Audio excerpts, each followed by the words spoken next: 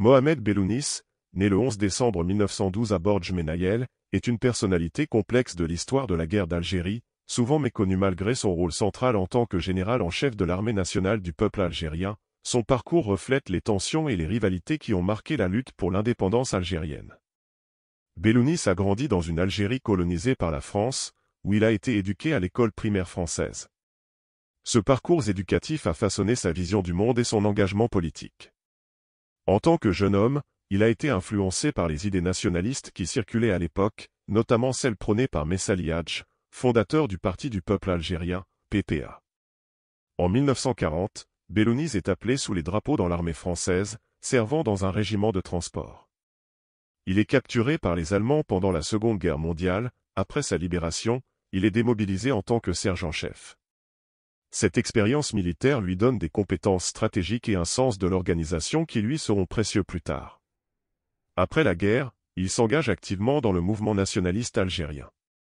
Il participe aux manifestations du 8 mai 1945 à Sétif, un tournant tragique où de violents affrontements entre les nationalistes algériens et les forces françaises causent des milliers de morts. À la suite de ces événements, Bellounis est arrêté à plusieurs reprises et emprisonné à la prison de Barberousse, renforçant sa détermination à lutter pour l'indépendance. Après sa libération à la fin de la Seconde Guerre mondiale, Bellounis devient responsable du mouvement pour le triomphe des libertés démocratiques dans l'arrondissement de Borj Bouarridj.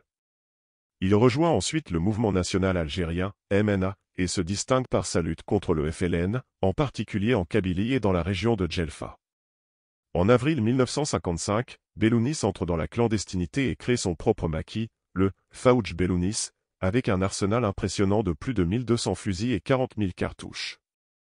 Il recrute un nombre considérable de combattants, atteignant jusqu'à 8000 hommes. Son influence dans la région de Borj Bouarridj lui permet de mener des opérations contre le FLN, qui cherche à établir son autorité sur l'ensemble du territoire algérien.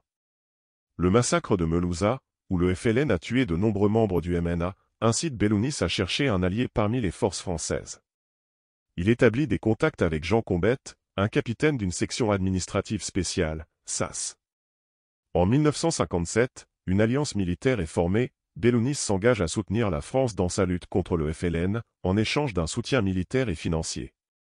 C'est ainsi qu'il fonde la NPA, qui devient un instrument de lutte contre le FLN. Bellounis, en tant que général en chef, tente de reproduire la structure de l'armée française au sein de son organisation, ce qui lui vaut à la fois des soutiens et des critiques.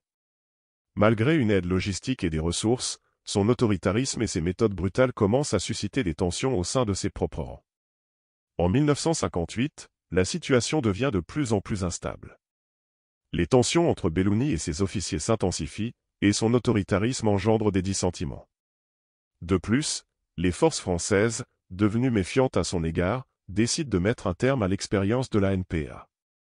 Le 25 juin 1958, Bellounis abandonne son poste de commandement. Le 14 juillet 1958, il est tué lors d'un affrontement avec des unités françaises, probablement au mont de Zemra, près de Boussaada. Les circonstances exactes de sa mort demeurent floues, mais son corps est exposé comme une mise en garde contre les dissidents.